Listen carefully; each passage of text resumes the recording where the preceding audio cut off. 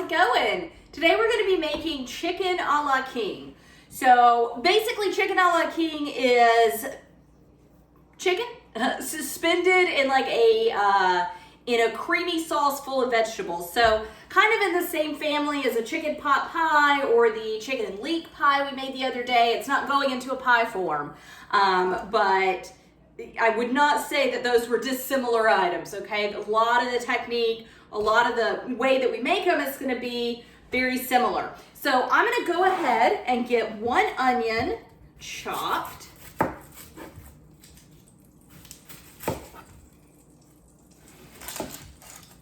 I have got 2 tablespoons or 1 tablespoon of olive oil and 1 tablespoon of butter melting.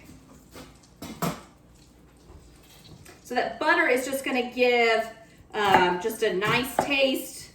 We're going to use milk later on to thicken it up and make it a creamy sauce. So I just thought butter would go really nice with that.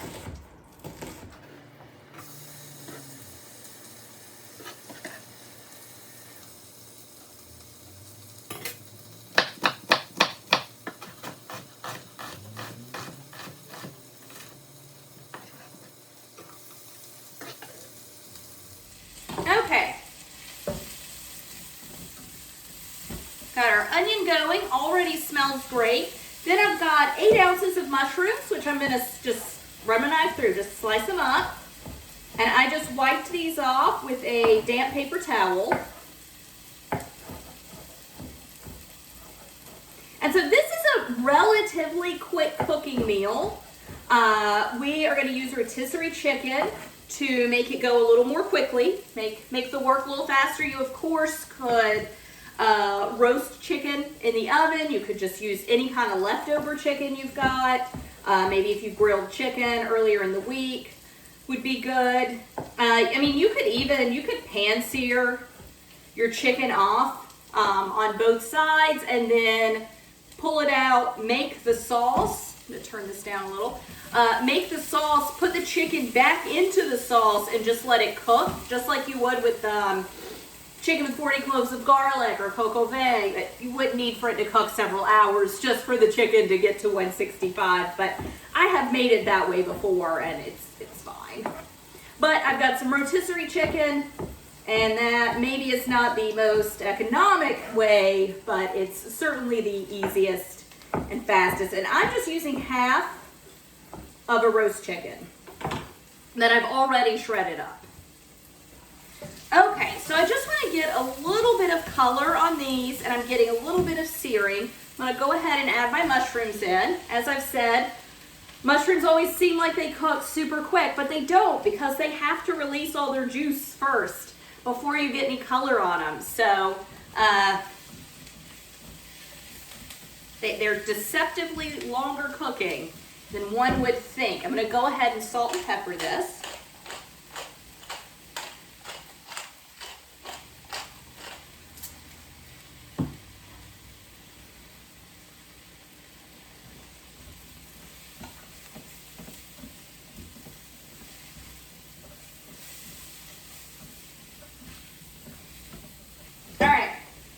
So, when I made chicken and leek pie, I shredded up a rotisserie chicken and used half of it for then. So these are the leftovers from that. So I've got half a rotisserie chicken. I would say this is somewhere in the neighborhood of 3 cups of shredded chicken.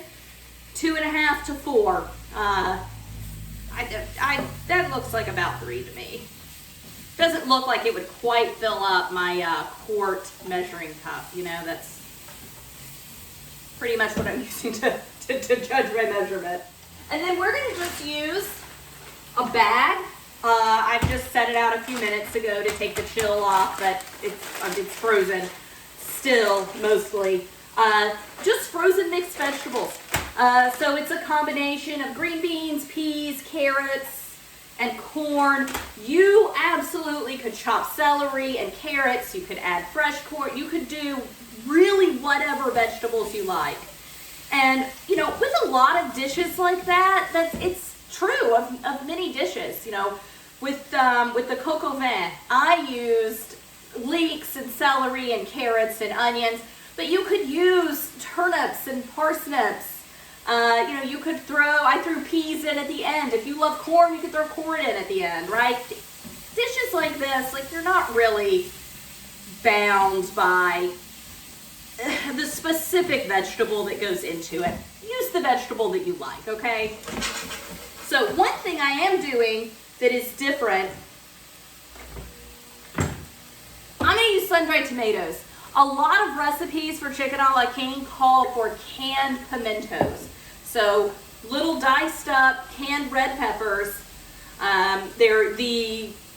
When you get the Spanish olives that are like the olivey green olive, and they've got the little like red thing shoved into it, that's a pimento. The pimento's the red thing that's stuffed into that olive. To me, I don't like olives, and so pimentos to me taste like olives. I don't really think I care for pickled peppers in general either. I don't know what it is that's so off-putting to me about that, but not crazy about them. So I'm going to use sun-dried tomatoes instead. So I'm going to use about a 1/4 cup, and I'm just going to see.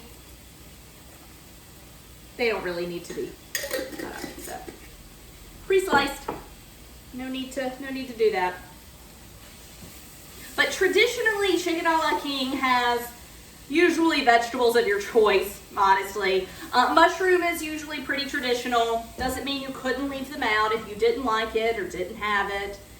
And then, like I said, a lot of recipes will call for pimentos, but I'm going to do those sun-dried tomatoes. All right, so we just want our mushrooms to start getting, they're beginning to color. I want to get a little bit more color on them though. All right, so chicken a la king is often served, you serve it over a starch. You'll see it served over rice. You'll see it served over like mashed potatoes. I mean, you could certainly do quinoa. Butter noodles is pretty common. You could use couscous. I mean, really any starch that you want to serve it over is going to be fine. But one thing that's pretty frequent that you see is it's served over puff pastry or a biscuit. Like you'll see it served over bread. And I thought that would be interesting. So I've got this puff pastry left over from when I had made the chicken and leek pie. And it's been falling in the fridge, but it still really likes to stick together. So I'm gonna do my best to cut it into like cute little rounds and just bake those off and serve it inside of those. And give my mushrooms a stir. Oh, we're almost ready to go to the next step with that. So I want to work fast with this. And it's puff pastry. You always want to work fast with it. I don't have a cookie dough cutter big enough, so I'm just going to use this mug. I'm just going to cut through. Oh, just big enough. Hang on.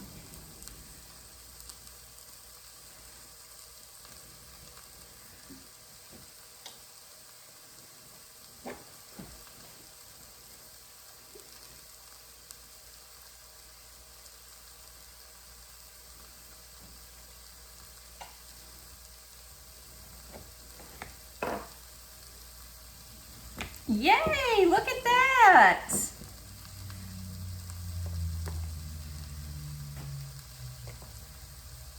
It's not perfect, but it'll be fine. I'm gonna turn this heat down just a little. All right, so I'm just gonna get the other two cut out real quick.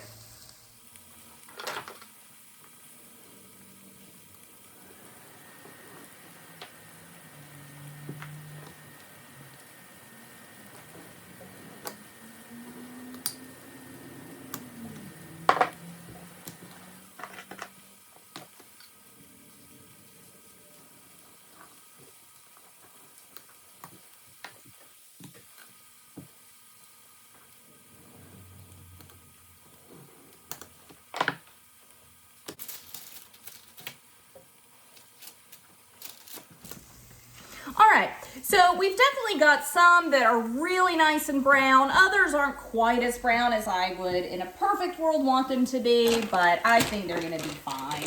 So I am gonna go ahead, just dump in my bag of vegetables.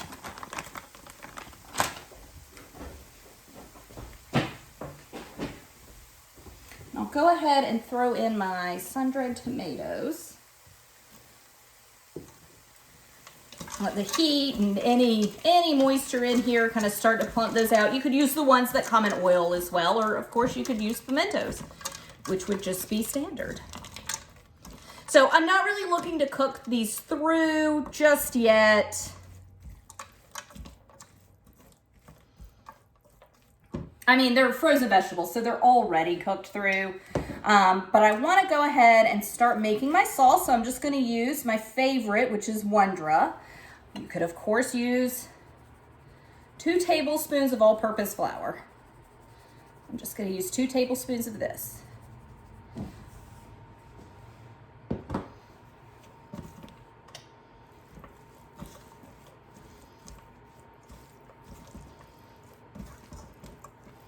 And we just want to mix it around till I don't see any raw flour any longer. You see, like there's still raw flour on some of it. But you want it to get a little gooey. That means it's starting to cook. Mostly just means it's mixing with liquid, but it is starting to cook because any liquid in here is hot, right? Okay.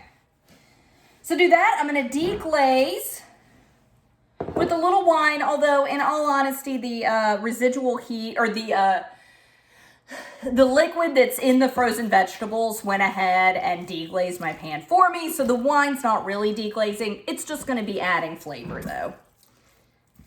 And we've got those frozen wine cubes that I use and the frozen vegetables, it's really brought the temperature down. So I've turned the heat up some to get all of this back up to temp.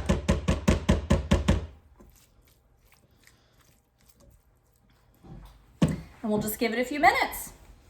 All right, so definitely got some heat coming up.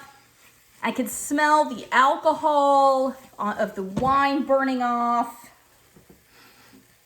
All right, I don't smell it anymore. I must have gotten like the last waft of it. So I'm gonna add 1 cup of milk. And if you wanted to do, like with our chicken and leek pie, if you wanted to do a combination of cream and maybe chicken stock, you could do that. But in the past, when I've made this, I've just used milk.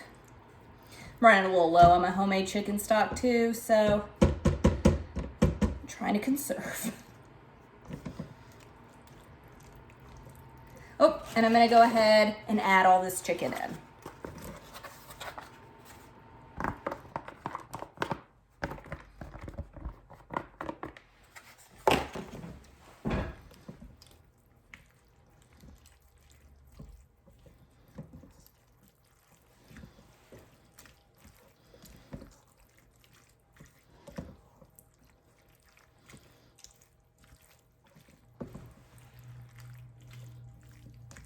All right, so we're just gonna let this come back up to temperature, simmer a little bit. I want that milk to thicken. And I wanna give it a stir every now and then. You do wanna keep it moving somewhat. That helps with the thickening. But for the most part, this is it. But I'll be back in a minute. All right, so we're back. This is about the consistency that I was looking for. So I like mine to be very hearty with a lot of chicken and a lot of vegetables, not a ton of sauce. If you wanted more sauce, a lot of recipes will make more sauce. As I said, this is one of those dishes that you can really kind of customize however you want. You would add more flour up front, maybe up to a 1/4 cup flour, and then about 2 cups of liquid. But we just did 2 tablespoons of flour and then 1 tablespoon of liquid. But like I said, this is exactly what I'm looking for. It's how I like it. All right, so this is it. Of course, I'm making this during the day, but I'm gonna reheat this and have it later tonight over the puff pastries, which I will just cook according to package directions. I'll brush them with an egg wash first, then pop them in the oven. As I said, biscuits are a great, and simpler than cutting out the puff pastry. I just had that on hand. Biscuits are a great way to serve this, as is something just egg noodles, rice, mashed potatoes, whatever you want. Like a riced cauliflower, something like that would be fine too. You just want something that's can absorb some of this great sauce that we've made here.